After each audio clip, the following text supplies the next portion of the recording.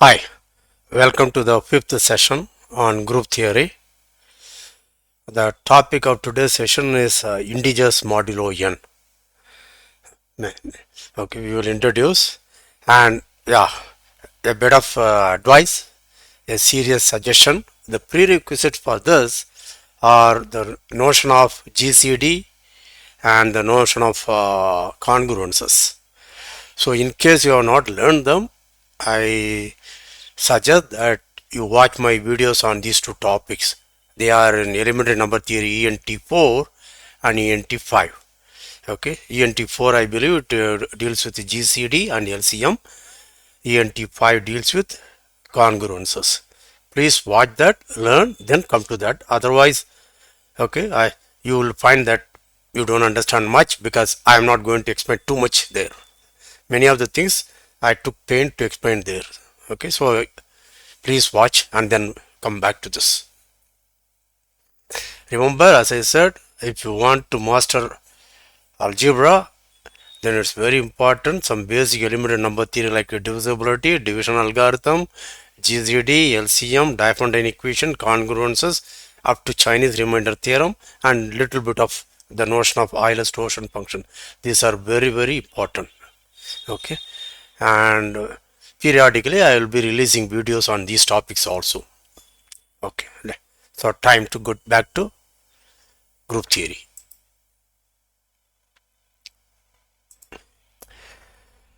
Right, so I already given this warning. Prerequisites are videos on GCD and congruences. So now let's get started. So throughout the discussion we will fix an n, a natural number, n greater than or equal to 2. This will be fixed. Okay, I hope I don't use n for anything else. Alright, okay. So remember, using this n, given any two integers a and b and z, we define an equivalence relation. A is related to b if and only if a and b leave the same remainder.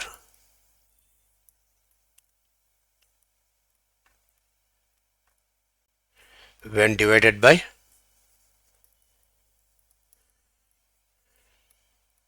n. Okay, so this naturally it also means some division algorithm is also one of the prerequisites. Okay, what does it say? It says there is a unique r such that a equal to, oh not r, let us say m, unique integer m, and unique integer r 0 less than or equal to r less than n, such that a equal to m times n plus r. Similarly b. Okay, this is the division algorithm. The important thing is uniqueness of m and n subject to condition on r. Okay, so this is an equivalence relation. The equivalence classes will denote by a, and because of the division algorithm you can see, okay, r belong to this. Okay, because r also leaves the same remainder r. Okay, you understand that a leaves the remainder r when divided by this will be 0 times n plus r, right? Therefore r also belong to that, and hence the equivalence class of r is this. So therefore the number of distinct equivalent classes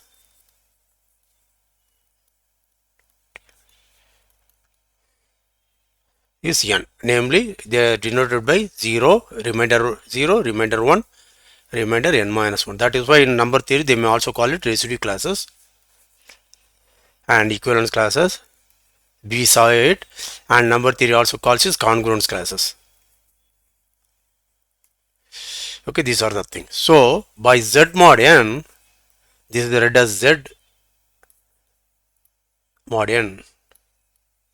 Okay, this is the set consisting of all equivalent classes. So it is all equivalence classes, but we know there are specific representatives. Any element, so if A is an equivalent class, B is an element, then B is called a representative because this is same as B. A is also called a representative. Any element in the equivalence class will be a representative, right? So this may also be, you can simply say all equivalence classes, all congruence classes modulo n. Yeah, because the n is important, so you will simply say modulo n also. But see, as I said, n is fixed, so we will not say that. Okay, now in the video on this, we can simply define, I want to define a binary operation z mod n to z mod n to z mod n. That is okay. Sometime, to be very precise, we may also denote by 0 mod n. That is, if a is an integer, the equivalent class, congruence class can be denoted by n, just to show it depends on n. But again, as n is fixed, we will omit this. We will simply write it as a.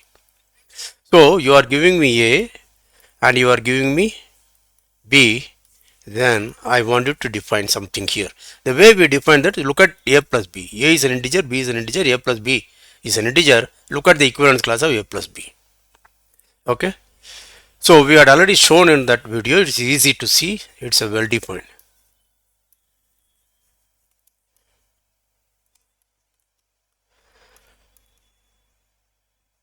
Because if my a equivalence class a is same as equivalence class of a1, because if a1 belong to this, it's also equivalence class of a1. Then similarly b may be equivalence class of b1. Then one person may define the addition of a and b to be this, the other person may define it to be this. These are equal. The equivalent class is equal. Yeah, right. So the most important thing you should notice, we are defining binary operation a set, but the set is a set of subsets, right? Okay, equivalent class of 0 is what? All multiples of n. Equivalence class of 1 is all multiples of n plus 1. You understand that? There's infinite arithmetic progression as we have seen it. Okay, infinite arithmetic progression going both ways. So we are taking a subset of natural number, which is equivalent class. We are taking another subset of natural numbers, another equivalent class, and adding them to get another equivalent class. Okay, we are not dealing with numbers, we are dealing with subsets. Okay, this takes little time. That's why I asked you to go through that earlier also, do that. Okay, right. So now what we want to say is, what kind of binary operation is this? Is it commutative? Is it associative? Does it have an identity? And does any element have inverse? Which elements have inverse? Is that clear? Okay, so let us analyze all those things. So the first thing is, okay, you can see this again if you want to be very pedantic, you can write this in also addition modulo n. Look at a plus b, the equivalence class, congruence class, modulo n. This is the notation, but you will simply write this. Okay, this object is defined by this object. Okay, right. The first thing you should notice this, if a plus b is same as b plus a, because this is b plus a, but this number and this number are the same because of commutativity addition in the ring of in the set of integers, right? Therefore these two are equal.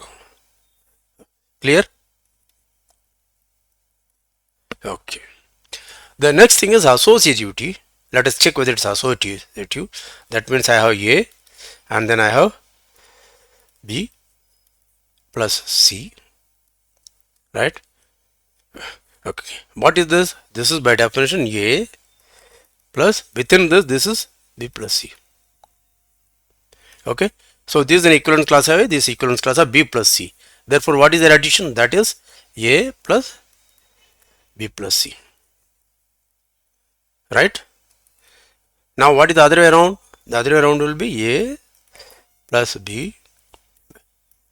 First do this binary operation and then do this. Okay, that means this is going to be a plus b, right? And then do c. This same, you take a plus b first and then add c. So now notice that this number, okay, this number is same as this number because of associativity of addition in the integers, right? Therefore their equivalent class are the same. That means these two equivalent classes are the same. That means associativity. Okay, this usually one calls this addition modulo n.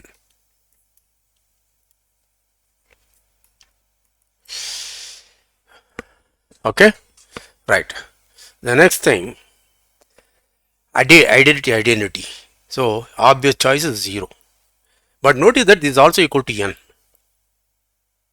Yeah, because n belong to this.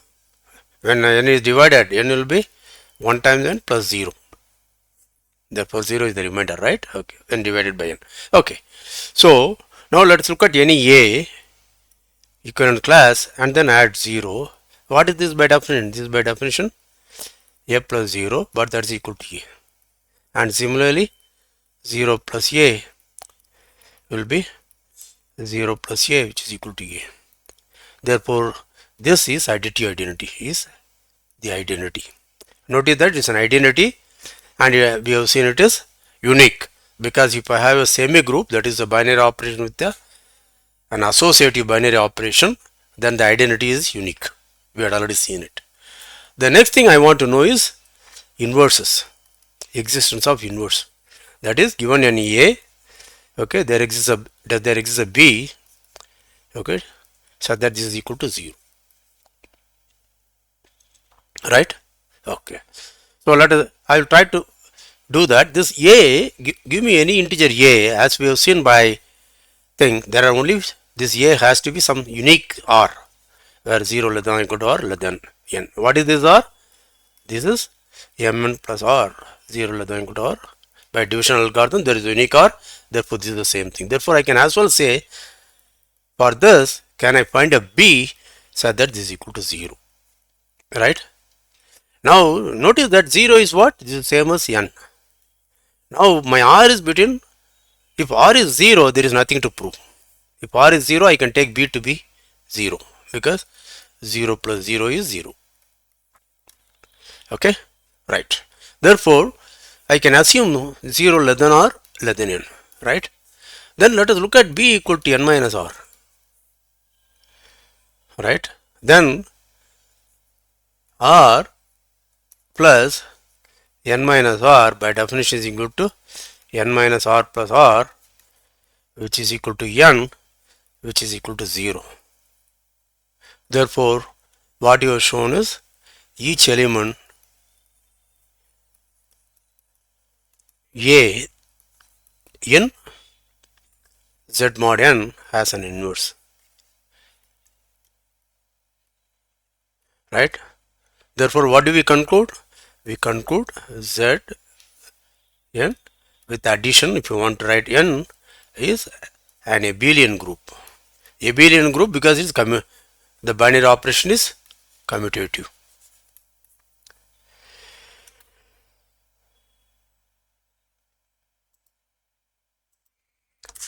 So do you understand that? Yeah, right. So and I should warn you, because many college teachers will simply write 0 bar, 1 bar, 2 bar, then they will define r bar plus s bar equal to r plus s bar, but then you have to check various kind of thing, right? Associativity becomes very difficult. R plus s may be shooting, it may be greater than n, right? Then they will say r plus s minus n. If r plus s is greater than n, it is r plus s minus n, otherwise r plus s. This kind of jugglery, are you following me? Whereas what we are dealing with, our objects, our elements in Z mod n is actually arithmetic progression of congruence class, which is an arithmetic progression. It's a subset. Whereas for your college teachers, more often r bar is just a single element r. I am confused. R plus s. Now suppose I take n equal to 5 and r equal to 3 and s equal to a equal to 3 and b equal to 4, then 3 plus 4, but I have only 0 bar, 1 bar, 2 bar, 4 bar. Oh, I said 4, yeah, 5 bar, right? Okay, yeah, right, 4 bar. But now I am getting 3 plus 4 is 7 bar. Then what do I do? Then they will say 7 minus 5, that is a plus b minus n, and then take the bar. If a plus b is less than n, no problem. Are you following me? This is the way you, in many colleges, they may teach you. Okay, you understand this? There, proving associative is somewhat a kind of little more very difficult. Students lose, okay, track of what is happening. Whereas with our method, there is no problem. Okay, please learn this and learn that also. Okay, it's a good training. Yeah. Okay. So just let us try to play with it. Suppose now I take n equal to 8, right? And suppose, okay, what does it mean? I can write this kind of thing. 0, these are all equivalent classes, but I will not put that 1, 2, and up to 7, right? And similar 0, 1, 2, 3, 4, 5, 6, 7. Now suppose I take 4 and 5, okay? Therefore, when I add 4 and 5, what do I get? I should get 1, right? Because it's actually 9, and when divided by 8, the thing is, therefore, what do you do? This is 4 and this 5. In this place, you will write 1. This is equivalent class of 1. Do you understand this? Suppose I take 2 and 3, then 2 plus 3 will be 5, that's okay. But if I write 2 plus 7, okay, 8, right? 2 plus 7, then it is going to be 1. Okay, 2 plus 7, therefore it is going to be 1. Yeah, okay, so pause, review, proceed.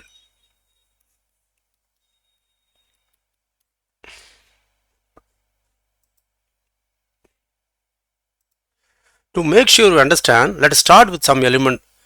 Okay, we are n equal to 8.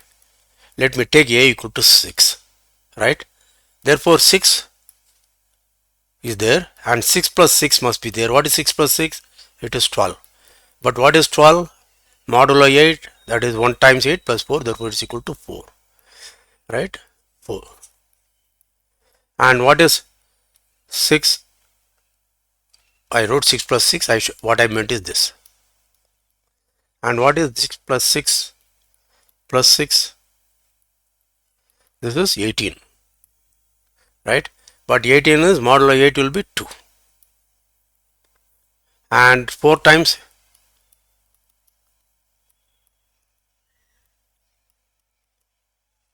that is equal to 24. Modulo 8 it is 0. 3 times 8 is 24, therefore it is 0. Right? So you can see that I started with this 6, and then suppose I do 5 times. What do I get? I will get a 30. 30 will be 24 plus 6, it will be again 6. Okay. Then 6 times 36. Sorry. 6 times, yeah. 6 times 6 will be 36. 36 will be 8. Therefore again 4. You see that I am repeating. Therefore I have 6. 6 plus 6. 6 plus 6 plus 6. Okay. And same 4 times. 5 times, etc. I can keep doing, but it finally turns out I have only these elements. 4. And then 6 plus 6 is 12, therefore it's 4, and then 4 plus 6 is 10, therefore it's 2, and 2 plus 6 is 8, therefore it's 0. That's it. These are the only elements. I'll keep on doing the same thing. Do you understand that? This looks like infinite. I can keep on doing, right? So let us write n times 6. What does that mean? That means, remember, we define a power n for any group element. In the product notation, this, in the additive notation will be a plus a n times. That is denoted by NA instead of a power n, right? Therefore n times 6, right? This is 6 plus 6, 6 plus 6 n times. Okay, whatever you do, all these things n times 6, and n may even vary over all integers. I took only positive, you can also do negative things, but it turns out to be only these elements 0, 2, 4 and 6. Okay, pause, review, proceed.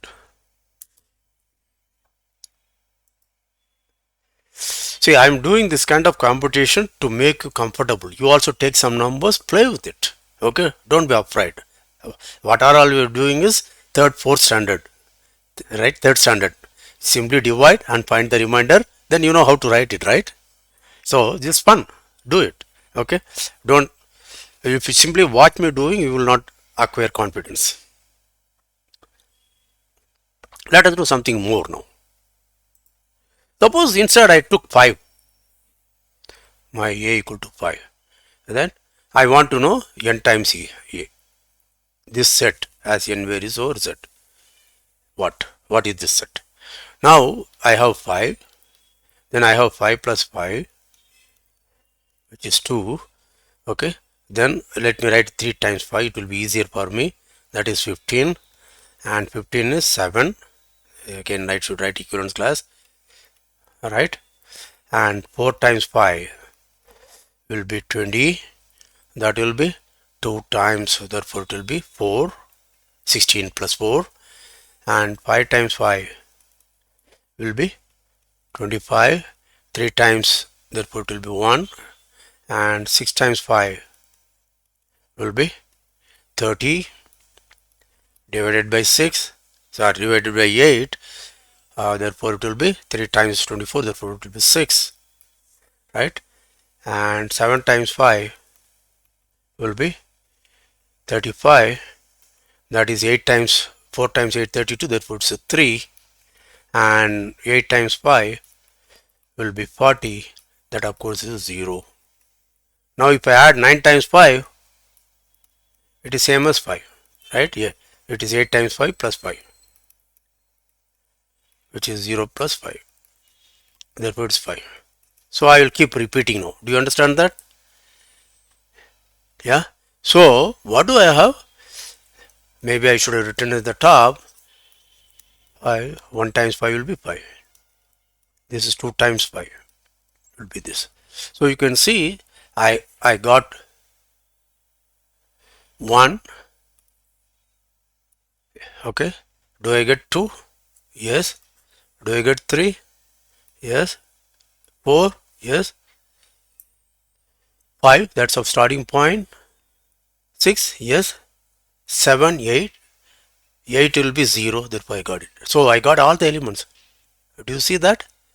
That is n times 5. Okay, even if I take, okay, 1 less than or equal to n less than or equal to, maybe I should write m, because this n we left it as fixed. You see that? I said I may make mistakes. Okay, this is m multiples less than 8. This is all of z of 8. Whereas when I took n times 6, where 1 less than or equal to m less than or equal to 8, after that whole thing repeats. Then we found out this is 0, 2, 4 and 8. That's all. Yeah. And take some other n, take some other a and b, just play with it, just on your own. Don't worry about what it means. Just whatever comes to you, write it and then check. Okay, this has a meaning. When we come later, okay, when we talk about subgroups, order of an element, etc., these things will make more sense to you. But the point of this exercise is only to make you comfortable with the notion of addition modulo n, how to work with z mod n. Okay, do that. Okay, right. Is that clear? Okay. Now we have proved z mod n for any n greater than or equal to 2 is a group of order n group. Okay, sorry, order I have not defined. Okay, if the group is finite, the number of elements is called the order of the group. Okay, the number of elements is z mod n is n, right? And what did you find? It's a finite group with n element and it's a commutative group, abelian group. Is that okay? Right. then what all we found out is something very interesting. In that Z mod n, okay, there exists elements A, so that if I take all multiples of A, I seem to get the entire Z mod n, right? I said n mod n times z. Okay, m times the equivalence class of A. As m varies over z, actually it doesn't have to vary. It can vary from 1 to n. We will see why. Okay, that will already, there exists elements A, so that the congruence class of A, okay, n times the congruence class of A as m varies over z, captures all elements of Z mod n. But there exist other elements which do not have that property. Okay, you play with it and use your number theoretic sense to see, can you see the pattern? That is mathematics, right? You understood? Okay, go through it. But if you are still having, the one which you are going to do next may throw a little more light on what I am going to say. Okay, that's fun. Let's go do it.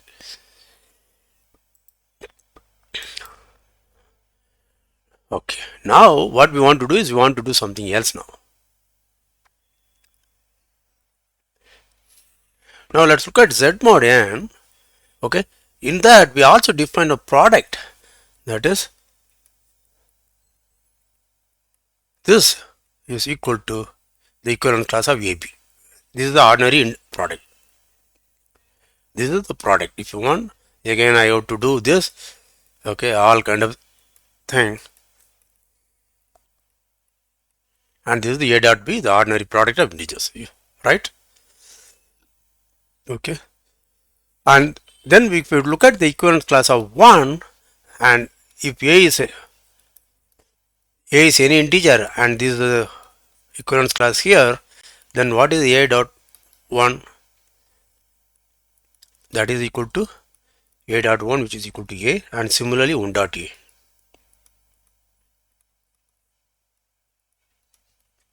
Yeah, and also we know this is associative.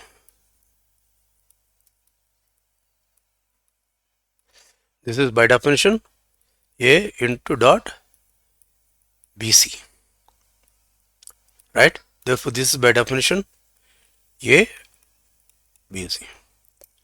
Other way around, the same thing. Now I am sure that all of you are very comfortable. Okay, associative law. This will be by definition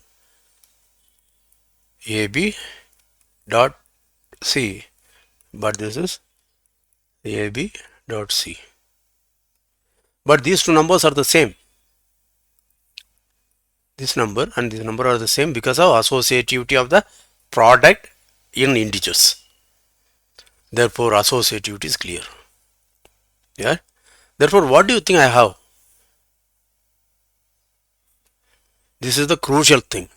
What we have is, therefore, Z mod n with the dot product is a monoid,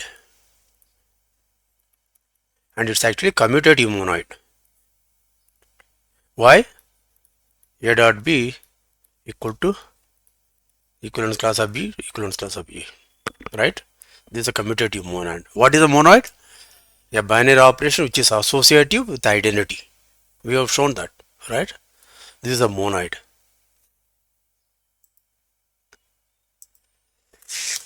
Can you guess what is the next question I want to ask? Yeah, do you remember? In group theory we found out if I have a monoid and we define what are called invertible elements or units. Then what did you find?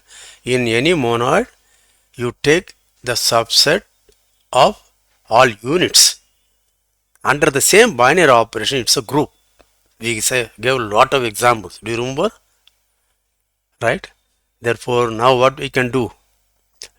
Look at the units in Z mod n with respect to the product and find out what they are, and then we got a group with respect to the product now. Yeah, let us do it. So we know, let Z n star equal to set of units in Z mod n with dot product. Okay, we know that Zn star with the dot product is a group. We already have seen it, right? Therefore, and we know that one always belong to this. Therefore, it's non-empty, right? So we want to know when an element A in Zn is a unit.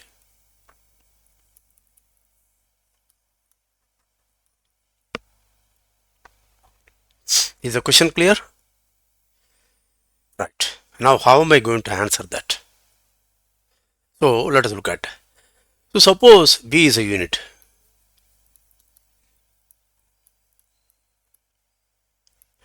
A is an inverse of A.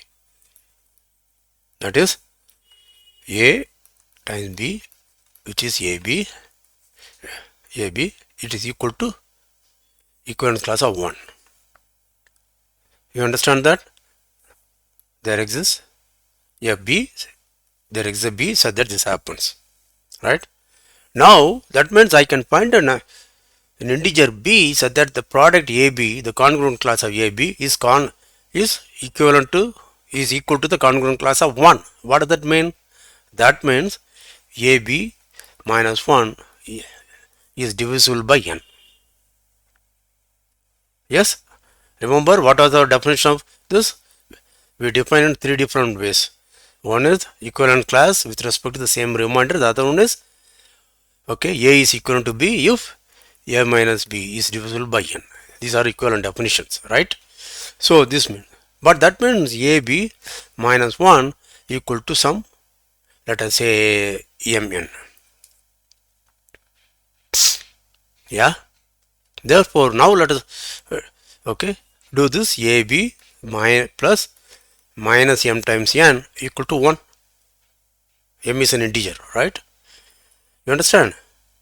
Now, what does that mean? What are the things known? Don't lose heart. I do not know what is B. I don't know this. But m is given to me because I know this is n divides AB minus 1. Therefore, AB minus 1 must be a multiple of n. That multiple is called n. Okay. What is unknown is B. Right. Now, what does this say? Known things are A and B. Right. A and n. So, what does it say? Do you remember? This kind of thing you should remember. That is why you needed a GCD.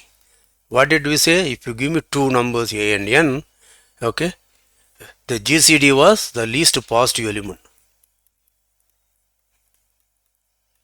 in the ring. Okay, UA plus UA plus VB, where U and V are integers. Right? Therefore, this shows, okay, this element is here and therefore 1 is the LCM. Therefore, 1 is the GCD, sorry. 1 is the GCD of A and n. Because there exists integers B and minus m, so that AB plus minus m times n equals 1. That means GCD of A and is in 1. Do you understand that? Therefore, what is the conclusion? A in Zn is a unit if, okay, if this is a unit, that means then GCD of A and n is 1. Right? We assume this equivalent class A is a unit in Zn. Then we concluded the GCD of A and n is 1. Okay? Pause, review, proceed.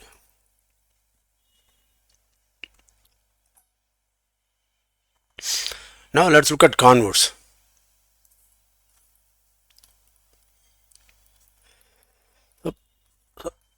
Let A and n GCD of this equal to 1. Then by the result we have seen in GCD LCM video, there exists integers U and V, so that UA plus Vn equal to 1. right? That means UA minus 1 is Vn minus Vn. Is that clear? Therefore, let us look at this into U. Okay, what does that mean? UA minus 1 is a multiple of this. That means UA is equivalent to 1. Right? That's our definition. Right? It's a multiple of n. UA, that is, A is equivalent to B. If A minus B or B minus A, n divides that. Right? Or A minus B is a multiple of n. We have shown that. Therefore, UA is equivalent to 1. That means what? This UA is same as 1. Right?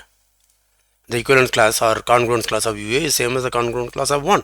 But this object is nothing other than product of the congruence class U with congruence class A. That means since the commutativity, one side inverse is good enough for me, therefore this is the inverse.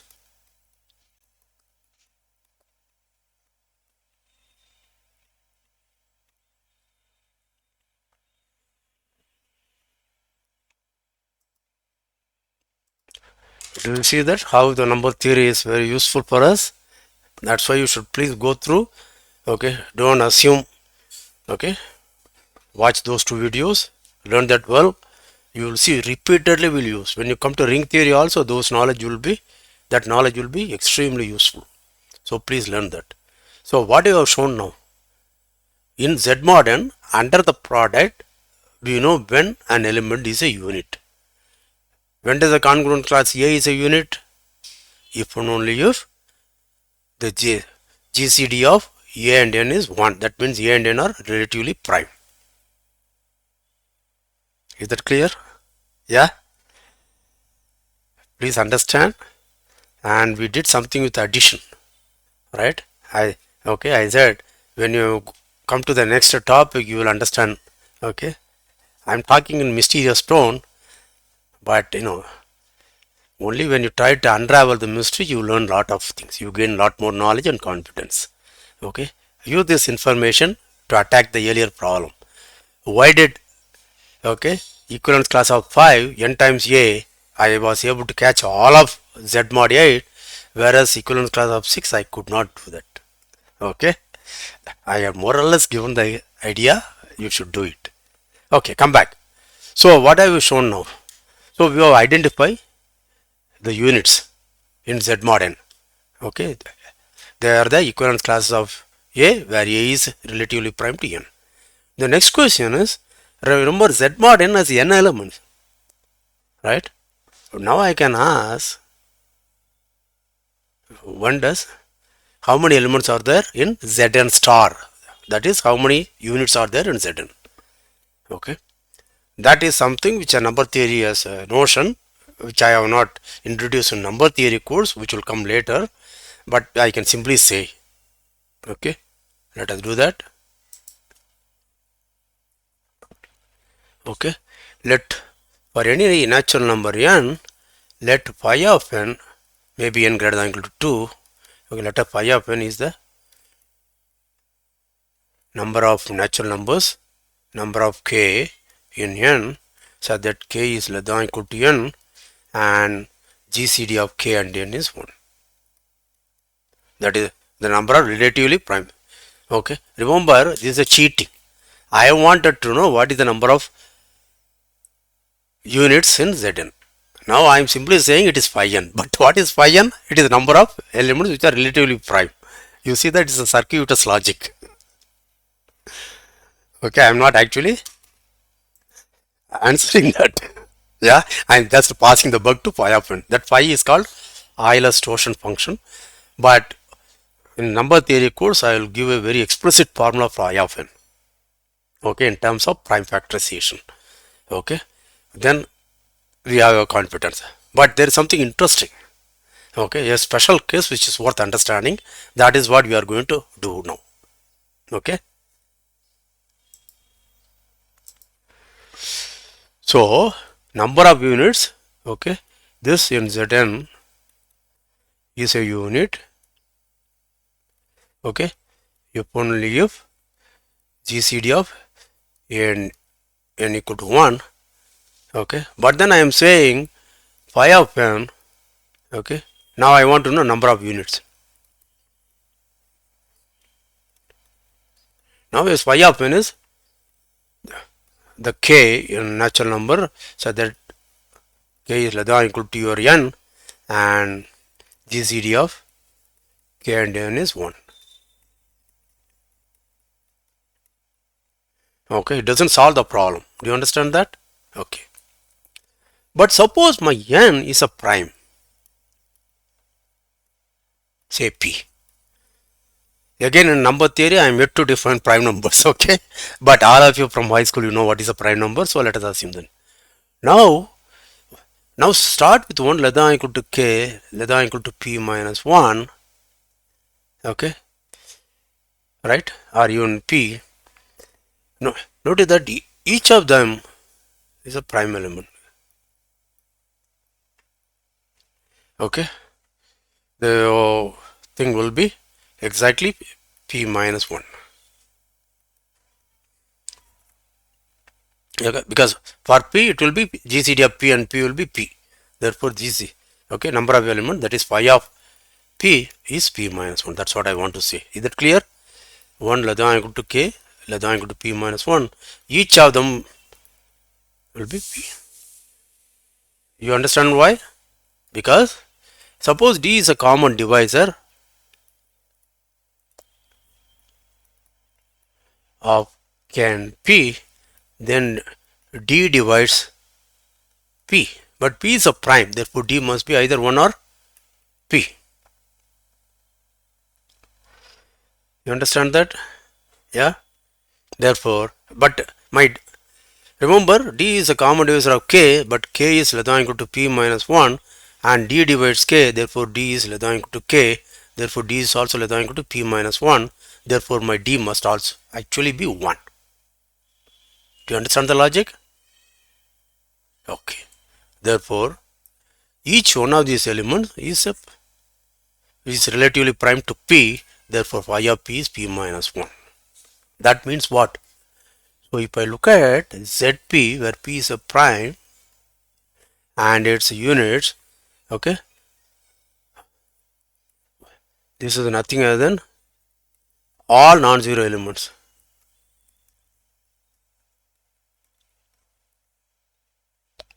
Each one of them, okay,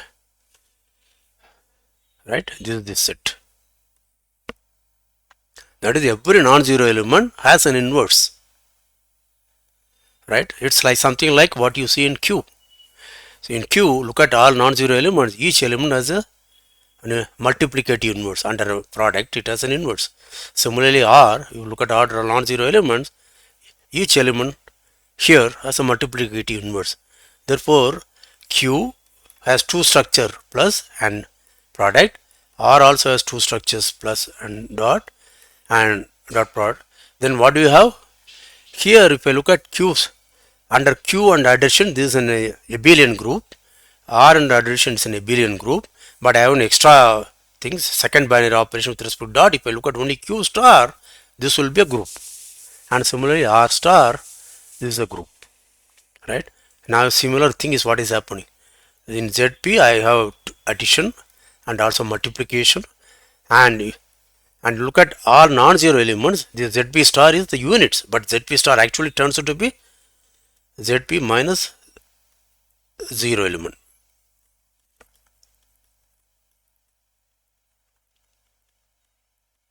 Right? All non-zero elements are invertible. Yeah? This is something fantastic. Right? So, notice that all your digital transactions, etc., depend upon this kind of not ZP, but what they call Galois field, okay, and prime factorization there, etc., etc. Let's not worry about.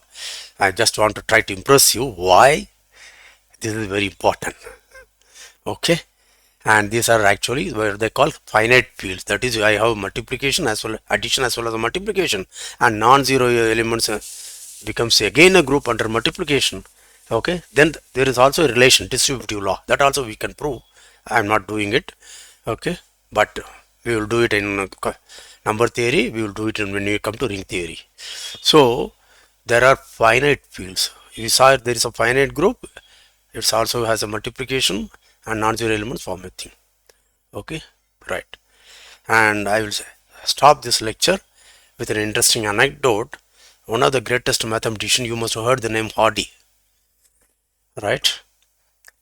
In the context of our favorite Srinivasa Ramanujan.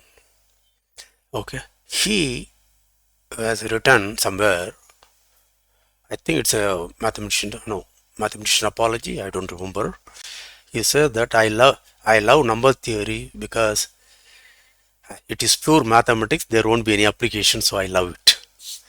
But within about 30-40 years of he made this statement, okay, number theory has turned out to be the most important aspect of computer science, and hence all our digital platforms, okay, banking, credit card, your UPI, WhatsApp message, okay, for everything it has become the basics. Without that you can't do securely, okay. So it's irony, yeah. So don't believe any part of mathematics you cannot quite use. Okay, there will always be people who will try to find some use. That is why I don't believe this mathematics is better, this mathematics is lower, etc. There are people who claim to say, they try to distinguish some mathematics are higher cost, some mathematics are lower cost. Okay, I don't believe in that. Okay. Yeah. Okay, let us meet again. I hope you enjoyed this lecture. But most important, take some numbers, take some congruence classes, play with it. And there also, as I said in the congruence lectures, don't work with congruence class, take some elements in the congruent class, some big number, something like 79, okay, in the congruence class, okay, when n equal to 7. Okay, some such thing. Similarly, take 18. Then try to do what is addition, what is multiplication, and try to see whether they all form the same. Just to play with it, just about 15-20 minutes of playing will make you very confident. Okay, right. Let's meet again. Take care. Stay safe.